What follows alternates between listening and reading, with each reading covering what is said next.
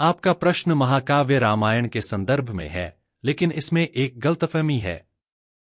रामायण में रावण और उसकी पुत्रवधू के संबंध में ऐसी कोई घटना नहीं है।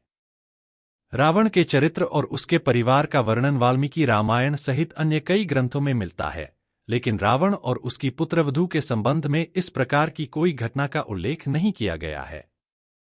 रामायण में रावण के कुछ प्रमुख पापों का वर्णन किया गया है, जैसे कि सीता का अपहरण और अन्य देवताओं के प्रति अत्याचार।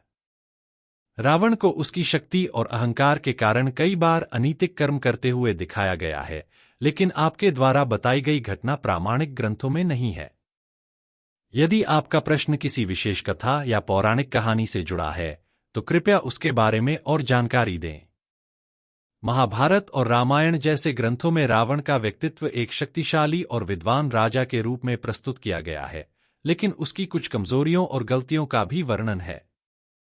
हालांकि रामायण या अन्य प्रमुख ग्रंथों में कहीं भी रावण और उसकी पुत्रवधू के संबंध का उल्लेख नहीं मिलता है।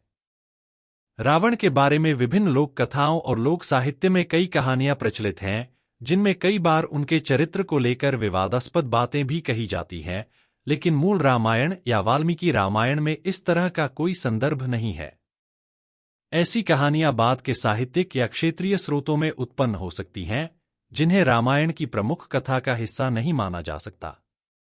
रामायण में रावण की कमजोरी उसके अहंकार और काम के प्रति आकर्षण को दिखाया गया है, जैसे सीता का हरण करना।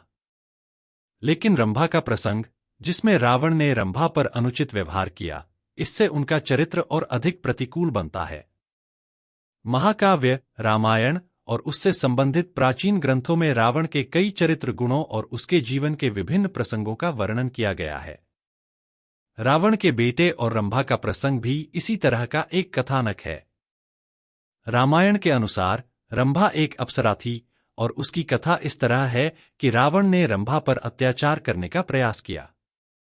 रंभा ने रावण को बताया कि वह कुबेर के पुत्र नल कुबेर की पत्नी समान है, इसलिए उसे अपनी पुत्रवधू समान समझे।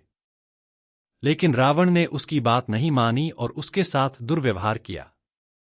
इस घटना से नलकुबेर ने क्रोधित होकर रावण को श्राप दिया कि वह किसी और स्त्री को उसकी मर्जी के खिलाफ स्पर्श करेगा तो उसके सिर के टुकड़े टुकड़े हो जाएंगे।